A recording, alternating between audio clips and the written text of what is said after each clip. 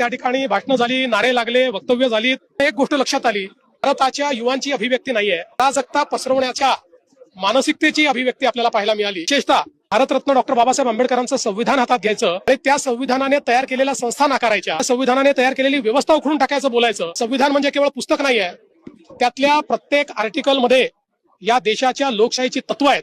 तत्व नाकारणारे पुस्तक घेऊन फिरले तरी ते भारतरत्न डॉक्टर बाबासाहेब आंबेडकर विरोधी आहेत, ते संविधान विरोधी आहेत. त्यामुळे मला असं वाटतं की आज म्हणजे आता तुम्हाला काय म्हणणं आहे, जे भारतरत्न डॉक्टर बाबासाहेब आंबेडकरांचं पुस्तक हातात घेऊन फिरतील ते देशविरोधी आहेत. त्या मुलांनी भारतरत्न डॉक्टर बाबासाहेब आंबेडकरांचं पुस्तक हातात घेतलं, पुस्तक बाहेर घेऊन आला, त्यांनी जय भीमचे नारे लावले, तो देशविरोधी झाला.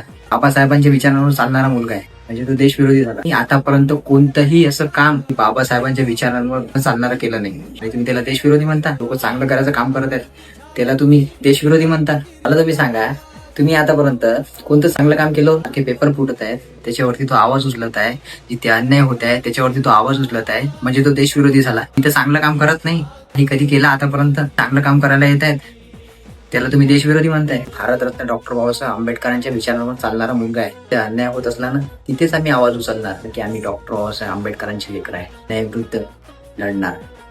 जय भीमा गोरेगाव, जय भीम.